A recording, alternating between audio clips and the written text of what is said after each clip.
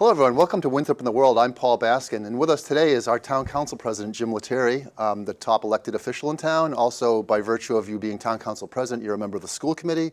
So thank you very much. Second time coming on the show, grateful to have you. It's, again, been a busy time. It doesn't seem like it stops, especially the 3A thing. Okay, well, let's just remind people, since for you, it's something, it's terminology that rolls off the tongue because it's so familiar. Maybe for people who are not as birthed in it, it's 3A is the MBTA Communities Act. It's the law passed by the state that requires towns to rezone in ways to encourage more housing and to do it more near transit. But the planning board in town has figured out a plan that I think you even said earlier at one point really wouldn't have any effect in terms of adding any new housing in Winthrop, and yet it seems to be a continual problem in getting something passed or somehow resolving it. It sounds like right now the town is going to go into non-compliance on this, and that threatens a loss of state aid. Maybe would you tell people where things stand and why we're in the situation Sure, we're in absolutely. with that? Well, first of all, thank you very much for having me back. It's a pleasure to be here, and thank you for the work you do. It's greatly appreciated by a lot of people in the community, so thank you for that. 3A has been discussed almost ad nauseum pretty much since January of 24, and we did vote last December. It was 4-3 and 1 abstention, I believe. Which it did not pass, and then the state had to redo the guidelines and gave us a new extension date till July 15th, I believe, which we went back to the planning board. The planning board came back with the same plan, which the plan, I agree with you 100%, the plan does show that it would technically be a net zero or negative if something was to happen to a building and they tore it down, they would rebuild, they would have less units. That is what the plan said. Came back to the council. The council voted a couple weeks back, and it was a 4-4 vote. It requires 5 yes votes for passage, so it did not pass. We had one councilor that had recused themselves in December that chose to vote this time. I believe filed the Disclosure Act with the state. So that councilor did vote and voted yes. However, the council in totality, and I was one of the no votes, voted no. And as of July 15th, as of now, we will be out of compliance. Okay. And why is that important for the town to be taking that position that you support? Well, I think it's important for the town because I'm against the overreach, I feel, of the state. And you said every community has a goal to reach, and it's not every community, right? It's 177 communities. That excludes Boston, the biggest city in the Commonwealth, and it treats everybody the same. It's like, and to me, this is trying to fit a round peg into a square hole. And every community is not the same. There are different standards, different densities and such. And we, being one of the most dense communities in the state, I don't feel could potentially, I know everybody says it's zero, it's zero. The goal, again, if we go back to the stated goal of the project, 3A is there because there is a quote unquote housing emergency crisis. And we need units. So why the state would feel that it's comfortable for Winthrop to add 0 units to their plan, to me, it just leaves me with a bad taste in my mouth. I don't feel in totality that's what will end up happening down the road. And I feel Winthrop has done an incredible job, along with the planning board, the ZBA, and the citizens when we passed the CBD several years ago. Central Business District. Central Business District zoning, and a handful of years before that we passed waterfront zoning. So we've added a tremendous amount of potential units to this town. And to me, we're being penalized for being good stewards and for doing the right thing years in advance. So the summary we get over again is, yes, it's the goal, the overall statewide goal of 3A is to add more housing, but in the case of Winthrop, because it's so dense that it is already, the numbers work out, as you were saying, to not add any. And yet, so the reason people are, at least a good number of people in town, seem to be confused as to why we're going down this pathway when it doesn't actually, in our case, in the case of Winthrop, add any more housing, then why fight it? Why risk the loss of state money? Why not look at other, if there's too much housing in Winthrop, there's other factors driving it. Why not address those factors and just let go of 3A because it doesn't affect Winthrop in terms of any new housing? It doesn't affect Winthrop on the surface. I believe it will affect Winthrop in different ways in years to come. I believe there are certain things that you have to stand up for the integrity of the town and its townspeople, and the comments I've received has been pretty overwhelmingly that Winthrop is against 3A. I also have to be cognizant of the financial ramifications, right, and what might or might not happen and how it could and could not affect us. And I believe after going through all those ad nauseum, I feel saying no is the right thing to do for the town. Yeah, okay. What about looking at the overall housing picture in Winthrop, and maybe, is that being done, I guess, is one way to ask. Do we sort of have an estimate where we're at 19,000? Is that roughly the population of the town right now? We're a little over 19,000 people. Yeah. And if you go back to 1960, we were a little over 19,000 people. Right. And I've said often, it's a change in demographics, and I mean more by age, really, than anything else. If you go back to the 70s, early 80s, class, we had the same amount of people that we have now. Right. Class size, the high school graduating class at Winthrop High was between 250 and 300. Now we have the same amount of people. Class sizes range from about a dozen years ago, we were actually under 100. Now this year was the biggest graduating class we've had in years, about 143 kids. Right. So still almost half of what it was with the same amount of people. So we have an aging population.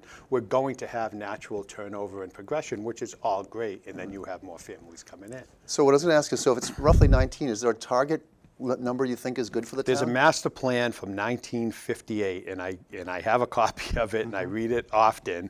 And they had a master plan and a target population. And the target population in 1958 that they said Winthrop should somehow, at some point, achieve is 22,000 people. Now, again, if you look at the demographics now and you look at the same housing units and you turn those over, so there's more families coming in, and then you get back to the average class size that we had way back, that's probably the target at some point. I don't think we're ready for that. I also don't think when they did that study in the late 50s that they were any way, shape, or form thought of the amount of units in surrounding neighborhoods, right? In Revere, if you go down to Revere Beach, thousands of units have been built. If you look at Suffolk Downs and the potential for 11,000 units over the next 10 years there. Right, right. But it doesn't sound like that's a real threat in Winthrop right now. I guess what I'm trying to get at is what would you see as a target, an ideal target population for the town of Winthrop?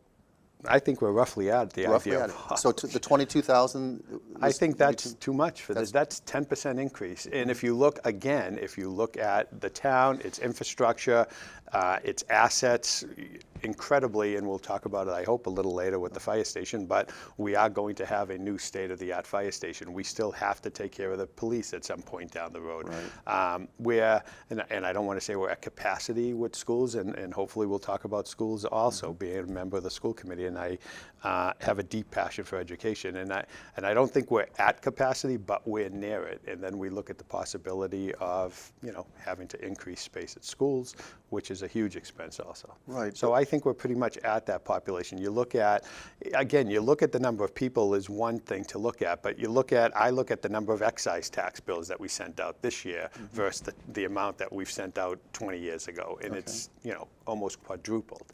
And it's just changing in family structure and everything else. How many cars? How many bills are going out? So how many cars are registered in the town is 3 times more than what it was back in the 70s. So I think I've asked versions of this, but since you're at it now, is the congestion in Winthrop people or cars? No, I think the congested, I don't think Winthrop proper is a vast blog of congestion. I believe getting out of Winthrop. Right. Our issue is we have 2 entrances, right? One way in, one way out, basically. Right. That's more of an issue for me. And we have potential risk with tide gates and such on Revere Beach that we don't have a lot of control over. And then you're down to potentially 1 exit through East Boston, which is going to have, if there are 11,000 units at Suffolk Downs over the next 10 years, and you average, 1.7 people per unit or whatever, you're at another Winthrop, less than a mile and a half away. And I think that's a congestion problem. The congestion problem is a bottleneck getting in and out, not as much driving from Main Street to Brookfield Road or whatever. I don't think that's where the congestion is. So is there a solution that addresses that problem rather than the housing problem, which would be to somehow figure out a different way or better way to get across the boundaries in and out of Winthrop and to wherever? I think realistically we're somewhat limited in that. I think the ferry has helped a little bit in terms of people going back and forth to work in a small way. I think it's been a great help. So I think that's a very minor solution. Do I think we're going to build a tunnel out of here? No. Do I foresee a bridge? No. But do I foresee potentially an emergency access road, maybe where the trestles are to the right, leaving to the right of Belle Isle? Right. Do I see maybe some sort of emergency exit like that? I can see that. Yeah. I can't see day-to-day traffic being diverted in a different direction. And where is that? Because that does talk the place you're talking about, sort of behind the CVS. Kind of in East behind Boston. Morton Street, on Morton Street, Yeah. going by the old shipyard down Right. there, so to speak, and then there's old train tracks that used to go over. Right. Where's that at right now? Right now, it's with the state. I believe they're still looking at it. The idea for that would be a bike lane, right? And then that emergency That would vehicles potentially, could but then- have the ability to have a car being able to get out Yes. during an emergency. And do you have any estimate based on how far in the future that is? No, I don't. I would say several years. Several years. So back on 3A, I don't, just because Sure. the money thing. How much do you think the town should expect to spend in terms of lost state money and legal fees to pursue this, even though you understand that it doesn't actually add any new housing to the town? Well, I'm still hoping that the town gets an exemption for its density. I think there are a couple claims out there that have merit that will be heard, and hopefully we will get some ramification from that. Assuming that does not happen, do I think that the state will file a lawsuit against Winthrop? I would assume they have. They have against one municipality. I haven't seen it in others, but I'm assuming it would. I know it's cost Milton roughly $300,000, I believe, that they've spent. I don't think we would be anywhere near that. It would cost us some money. I don't know what that figure would be. And I do think, I believe with all my heart, ultimately 3A is going to be proven out to be the bad law that I think it is, and we'll have some changes to it. And in terms of potential revenue loss, I believe you mentioned also, and that's hard to compare because we really haven't received a ton of revenue over the years in grants that are specific. We definitely have received some. And when Speaker DeLeo was there, he thank God, got us a lot of money for the CBD, which helped us in that project. We have great representation. I think Representative Turco has done so much for this town in terms of so many items, but he has been a stalwart in terms of his advocacy for Winthrop. And Senator Edwards has helped us with the ferry and other projects, but we don't have that clout that we had several years back, and that's absolutely not a shot at anybody. That's just reality. So our grant funding has been somewhat limited. And again, to me, it's the cost of doing business. Will we potentially lose grants? I think the whole country might be losing grants in some shape or form, whether it be state or federal. But I look at it and I look at the population of the state, and seems to be decreasing when I look at the data. Not dramatically, but it doesn't have that increase that they all talk about. So I don't see, will there be a loss of revenue? I guess to answer your question point blankly, I'm sure there will be. We would never know what that is because we have applied for grants before and had not received them. So a grant to me is like a bonus at work. You can't plan your budget, plan your operating budget on receiving a potential grant because you just never know what will happen. I still believe we will partner with communities like Revere and Boston, for example, helping us in the Marsh area back on Morton Street. And I can't see them doing something without giving some help to Winthrop because it would make no sense to fix one side of the problem and have it all back up into Winthrop without having Winthrop have that opportunity. But that's already happened, right? Wasn't there a case where there was a grant for that exact kind of work you're talking about, where Revere got it? And No, Boston Revere got a half of a grant that we had filed for last year, which we did not receive.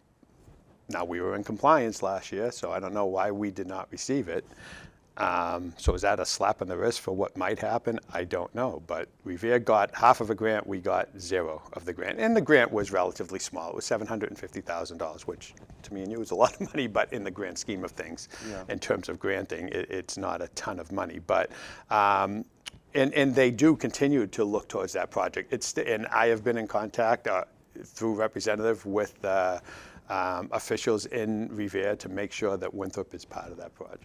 So along with the money issue, which you just talked about, there's the question of the sort of the civility in town and sort of what this 3A thing is doing to our town. We're having the council member you mentioned earlier, Max Tassinari, was the one you're talking about who recused earlier and then I guess got a state ruling. He works for the state of Massachusetts and got a state ruling that was okay. In any event, so for clarification, I don't think he got a state ruling. I think with what my understanding is, and it was never really relayed to me, my understanding is he filed a disclosure, which is basically, again, my understanding, I'm not an expert in it, but my understanding is he filed a disclosure letting everybody know of his status, his work status, and his professional status, and his work as a counselor, and I believe he stated on that disclosure that he felt in all confidence that he could act honestly with integrity. And I believe they don't, my understanding is they do not respond to that, they just take that as an admission. Yeah, there's that. So there's his case. There's another counselor who has a daughter who's extremely active in the case, and she lives in an affected area and has not recused. There's a recall petition against Max. There's some pretty ugly stuff going on in terms of one council member who's apparently has some issues, been out of town. There's one council member, as you know, precinct 2, who resigned. And the meetings that your town council been having have been, at times, very unpleasant. What's it doing to the town? Well, one other thing to throw in there, I guess, too, which is this constant talk about whether being a long-term resident of Winthrop somehow gives you any more say in the way our town operates and functions than somebody who is maybe relatively new to the town. All this stuff seems to be sort of, maybe it was there, but 3A seems to be bubbling it up in some, I don't know, you tell me, does it feel, how do you feel about that when you see all that stuff going on? I think the town is divisive in some ways. I think it's a small percentage of the town. When you look at it, we see it day in and day out, and we're living it. There were many, you could still walk up to probably, I don't know, 5 out of 10 residents and mention 3A, and they might not even know what you're talking about.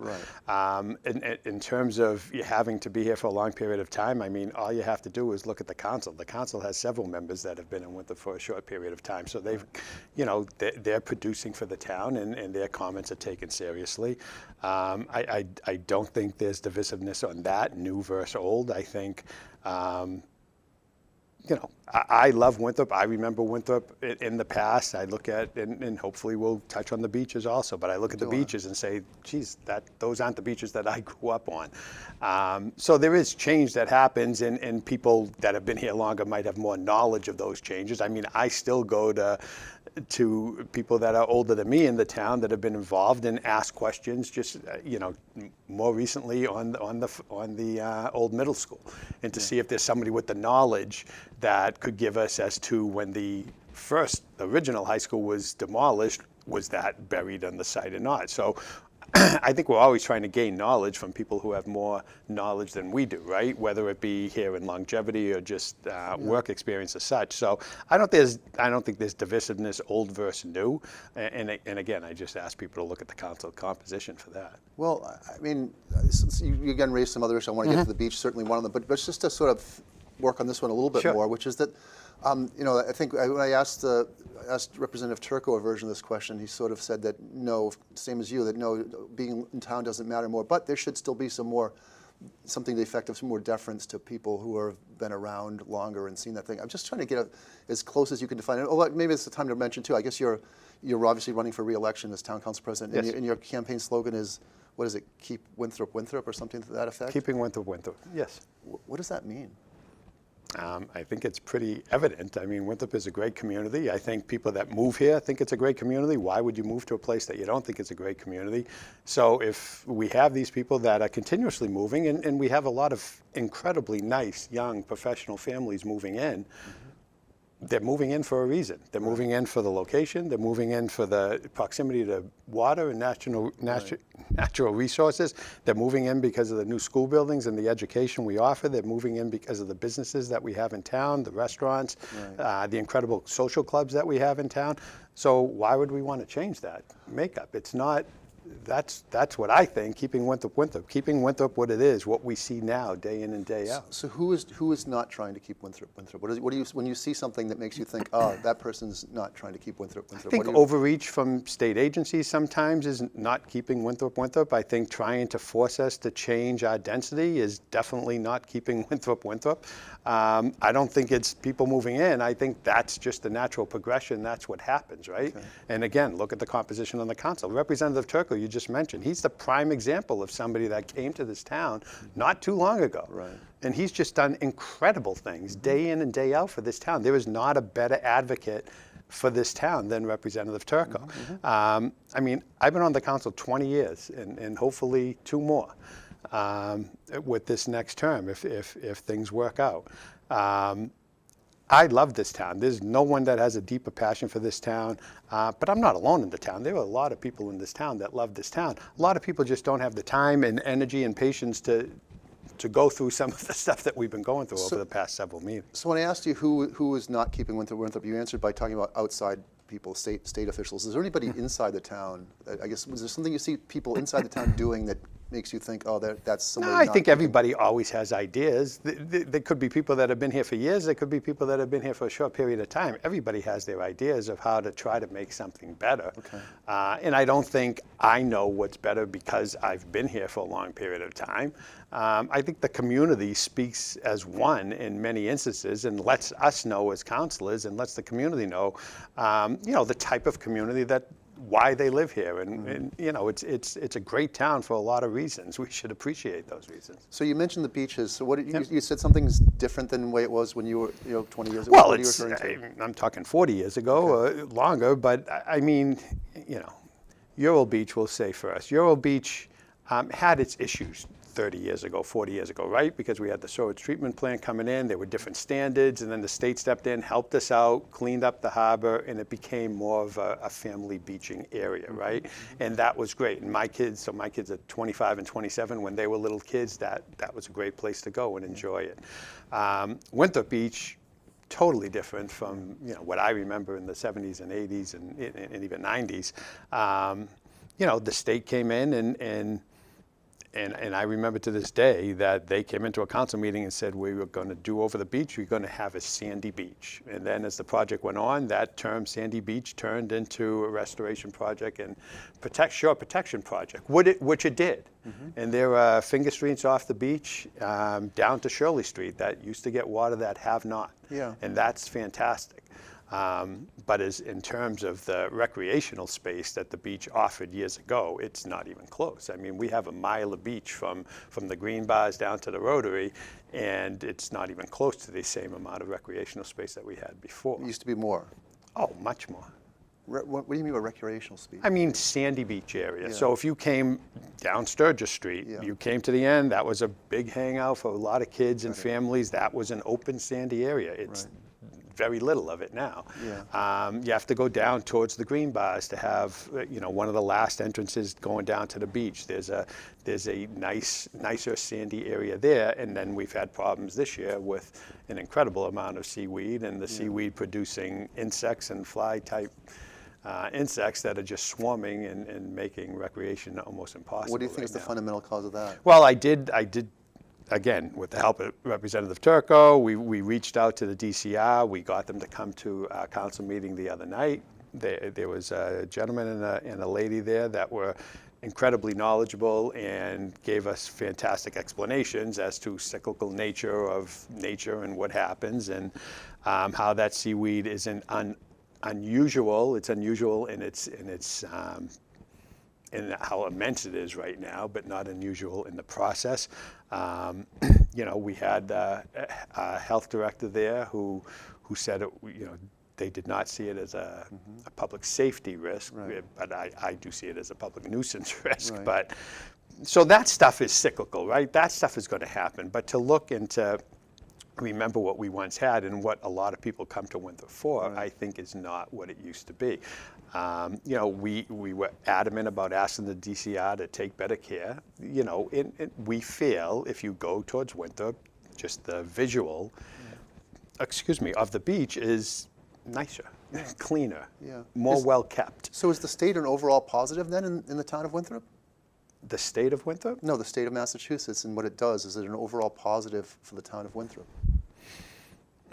I think the state helps us in many ways. I don't think they're perfect in any stretch. I mean, I could look at multiple projects that's been helped with state help that, you look back and say, geez, I wish this was done different, or I wish that was done different, or even just the type of materials on the beach, for example, that was brought in. It wasn't, something that was well done. It wasn't the same materials as Revere Beach got in their renourishment. Yeah, okay. One of the things, just on the beach before, because there's so many things I want to get to, and we're sorry, blowing through time, but there's been some talk in town about limiting access to the beach, particularly Ural, to only people who live in town. What do you think I of that think kind that talk has strictly been from just a certain few residents. That has not been on any official capacity at all. We would never want to do that. Okay.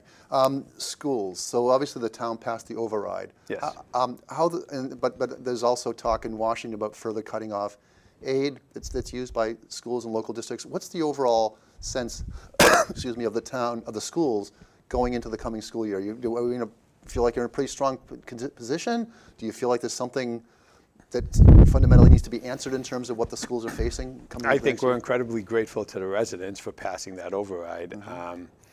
The first time we passed it, I don't think there was enough education going around to let people be completely aware of the situation. I think the second time, they spread out the number a little bit, made it 2 different amounts, totaling the same amount, and the town got better understanding, better education, and they thought it was the right thing for the town.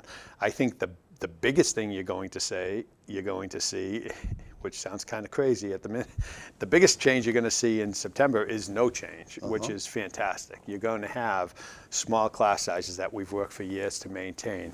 You're going to see professional staff that is there without any cuts and reductions. You're going to see an administrative staff that's seasoned and well prepared. So all positive stuff. I think we want to continue to grow on that. One of my big things is to have more languages and taught at an earlier age. I want to have more arts programs. I want to bring band back, because as much as people think reading, writing, and arithmetic, right? And those are the fundamentals. You need other things. You need other diversions and other activities to be that well-rounded student that we want coming out. We recognized a young lady, Shannon, at the school committee meeting, and also recognized her at the council meeting. And here's a young woman that graduated with the Pi this year, and is an incredible writer, journalist, has done a lot of work for the Transcript, has done a lot of work on our for show the too. Times. Okay, she's just an incredible young lady. And you look at somebody like her, and that's fantastic. Now, that's not just, it's in big part because of the education she got at Winthrop Public Schools, but that's from her family upbringing, the prioritizing all activities, not just reading, writing, and arithmetic, but just getting out there, being that well-rounded person, being tenacious, having that just innate ability to want to be better, to want to better yourself. And I think that's growth through different opportunities that we can offer, right? Not just, obviously you want to stick with the fundamentals, but you want to have, other than, I'm a sports guy, I love hockey, football, baseball, but you want to have other interests too for other children. So I hope to be able to offer that as well. In terms of, you said about potential loss of grants and stuff, I think we feel pretty comfortable. We feel very comfortable this year. And these grants are more in terms of Title I grants, Title II grants. These are things for like after-school programs and for could be summer after-school programs, summer programs, and languages such. too. Yeah. And some of it is, I mean, we've had to fill some positions from people that have retired. We had a big retirement class this year, including my wife, who was a 40-year educator in the town of Winthrop. But so they had a lot of retirees to fill those positions, and from other cities and towns that were not fortunate enough to pass an override. They cut many people, and we're the beneficiary, I guess, of that in some respects. But I think there's nothing but positives coming for the schools. I look at the buildings, I still consider them all brand new, but you have 3 relatively new buildings under 24 years old. They offer a lot in terms of programming and such, but we could always continue to grow, and that's what I hope to do. Yeah, we're getting close to time, but I haven't heard about the fire station. I would like to try and squeeze Yep. in some on that if you could tell us. So obviously, Sure. again, the town passed the funding for the new fire station. What was it? Am I remembering 38? It was a $38.5 million debt exclusion, right? Different than an override. Once the debt exclusion's paid off, it comes off the rolls. Probably a third of the way through this debt exclusion, the middle high school will be paid for, and that will come off the rolls, which will show a net savings to the individuals, right? So right now, the average person's paying almost $800 a year in their taxes for the middle high school. This fire station is going to be roughly $480 to the average taxpayer. Halfway through this cycle, you'll see that 8-something come off the tax rolls, right? Yeah. But in terms of a timeline, if No, I was wondering if you can give the updated timeline and when we're actually going to see trucks at that building rolling in and out. Yep. And what's your best estimate now as to whether it's going to be on budget when you add everything up? I still believe very strongly we're going to be slightly under budget. Okay. There are going to be items like anything you do in life that's going to come in a little higher than you expect, a little lower than you expect. We have a significant contingency amount in that budget to give us that cushion. Right. We've been working, even though you might not see it visually, we've hired an OPM, an owner's project manager for the job. We've actually we're going to make a recommendation and have a hiring of an architect on our July 16th Firehouse Building Committee meeting. We have had a company out there doing a preliminary overview of hazardous materials, asbestos and such that is in the building, because we can't just knock it down. We have to remove all the hazardous materials first. Sure. And that's not something that's unforeseen. We knew that. So we have an assessment of that. So by probably the end of July, we will be putting out to bid for a demolition / asbestos removal company to come in. It'll probably be a demolition company who will subcontract with an asbestos remover, right? And they will have that coming in. That will be done probably September, October. November, you'll see physical trucks in there taking down the building. By the end of calendar 25, that building will be clean site. And just briefly, how long before you think there'll actually be a building? I think you'll see in the spring to late spring, early summer next year, you'll see shovels in the ground. Yeah. You'll see several public hearings with the architect to go over renderings. We've gave everybody a visual of what we anticipate the building to be like. It could be a little, but we're going to ask for In opinions the from process the of public. deciding what to do with the 2 existing fire station buildings, is that I've farther down the asked. line? I've had 3 people, I believe, that have shown an interest in being on a fire station reuse committee. I still think I have an idea for the Pauline station that I want to share with the public. Go ahead. I haven't. I want to be able to make sure it's feasible. Yeah. I think the Shirley Street station, there seems to be some consensus, but we will look that property would probably be developed in some way, shape, or form. Some more housing. Well, you're going to have. I mean, there's no doubt that you're going to have housing. We passed CBD district 7 years ago that's going to add potentially over 600 units to the town. That's why I'm saying, why do we want to have more that we're not in control of? All right, well, if we're going back to 3A again. Well, you don't want to go back. But the point being, though, is that it doesn't actually require that. So I think the argument people keep making is that the town is going ahead and adding lots of housing, having nothing to do with 3A, and there's this emotional fight over 3A in town. It seems like in a lot of people's minds a non sequitur to have that level of vitriol over something that really is not adding anything. It's much better to be in control of your own destiny, right? Instead of something changing down the road, and then we have in potentially 600 additional units that we did not plan for, we were not prepared for, we did not have the infrastructure for, and such. Okay. Maybe two that's fine. to tie together a couple of quick ones too. One on the recall for Councilor Tassinari. Do you have a position on that? I do not. I have nothing to do with it. On the precinct 2, that's the John Munson seat that gave up. There was Yes. a emotional debate over whether an interim replacement for him, and you said very clearly that you favor the person who was the more senior person, the more experienced person. You talked about not coming into that job without experience. How do you get experience other than getting into the job? Well, it is not a long-term job. This is a job for 6 months. Okay. It has been said by many of the councilors who are on the council now, as well as many past councilors, that there is a significant learning curve, maybe 3 to 5 months, where you're very hesitant to raise your hand. You're very hesitant to add comment. You're very hesitant to be involved in subcommittees because you don't know the process. Right. In this situation, that's the length of this term. Yeah. Why wouldn't you want somebody to come in that would be the most knowledgeable councilor on day one could hit the ground running and help get you to that next election. So did you support 2 or 3 years ago, a 23-year-old candidate for town council on the grounds that this person would be very new and bring new ideas in? Yeah, I think there was a new councilor that came in. It was not a position that was an interim position. No. It was a full position. And I think the councilor you're talking about is Mr. Fusillo, who was wise beyond his years. And he came in, there was nobody running for Precinct 1. And he showed an interest. And there were, I could name a couple of other young men in this town that have done a great job in terms of trying to go to meetings and be involved. He was one of them, and he showed an interest. So he ran for the position. Anyone was willing to run against him. Nobody chose to run. I did support him. He was the only candidate, but I think he did have traits. He came in and ended up being a chairperson of a finance committee and did a great job. And then ultimately bought a property out of town and moved on. One other quick, reminds me, Precinct 3, as of least last check, maybe a day or two ago, there was nobody running. I don't know if that's changed now, but is this No, still? as of yesterday, I was in town hall yesterday, and as of yesterday, there was still, so yesterday is July 2nd. As of July 2nd, there was still no one that has pulled papers for Precinct 3. And how concerned are you is that just an aberration, or is there something? I don't think it's an aberration. I think we've had several times, and I think you'll see, another thing that we could go on for is the Ordinance Review Committee. Which that's is, been meeting I totally now. wanted to ask you about it, yes. And I think you could see recommendations from them coming out because the fact of the matter is roughly 80%, maybe a couple percent lower of races since 2005, since we've had this form of government, have been uncontested. So I think the goal is to try to potentially reduce the number of councilors that would potentially stop that and make it more of a school committee type feel, because school committee generally, even this year, there were 3 positions open. There are 5 or 6 that have already pulled papers. Right.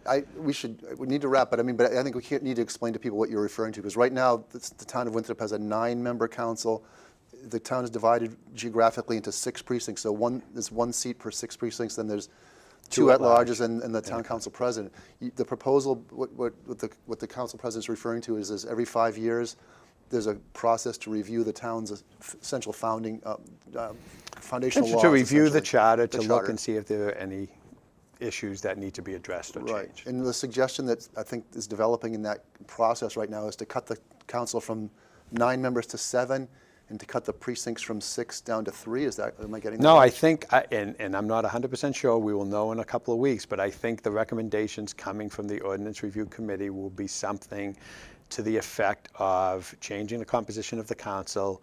The change would be to go to a council president for a 2-year term and 6 at-large councilors 6 at large. for 4-year terms. And then they would be on a stagger and such. We don't have to get into the details, but the thought process there, again, was the reasoning for doing it is not to punish anybody, eliminate anything, was to get more competition, more people involved. The other reason to it is now you would have the council president up every 2 years, but you would have 3 at-large councilors up every 3 years. So it would be similar to school committee has 3 at-large councilors up every 3 years. There's more competition. So now you don't have to be, some people will say, well, it's the most popular person wins, or whoever's, you want to go back to whoever's lived in Winthrop long. Right. Now it gives you don't have to win to win. You have to come in first, second, or third, and you're a winner. So I think that's a much more diverse way to go. It gives more people an opportunity, right? And there's concern that, well, you're going to get 6 councilors that live on Court Road or whatever, live in the Maze. And that's probably not realistic. And the funny thing is, if you look at the current school committee, I believe there's 1 person from every precinct in town. So it's just crazy how it works out.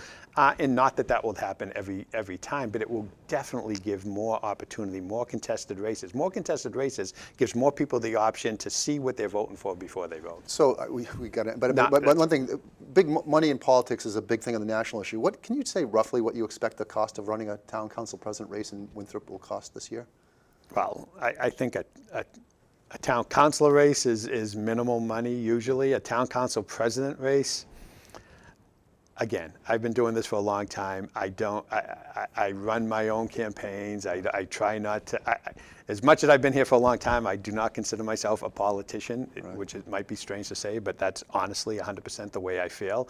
But I believe to run a council president election in this town right now will cost roughly $10,000. 10,000. Where do you get that from? In town? Entirely in town? That's the hope, right? the The hope, hope is, you know, when I was a precinct councilor, I never had a fundraiser event or anything. I just tried to self-fund it, right? If you had a competitor, you would have to get signs. You would have to do some ads in the transcript. You'd have to do now some social media. There are costs involved, right? Pamphlets, if you do a mailing, a direct mail piece or whatever. And for council president race, it's just, you know, a precinct race is easier. It's a small precinct, a smaller number of signs. Council president race, you're sure. you know, or at large, same thing. So there are definitely costs involved. Yeah, got it. Well, Town Council President Jim Letterie, thank you very much for taking the time today. Well, Grateful I always appreciate your time, and I'm available anytime. One thing I can be is I'm extremely accessible, and the town knows that. Yes. And thank you for your time. Thank you. Thank you.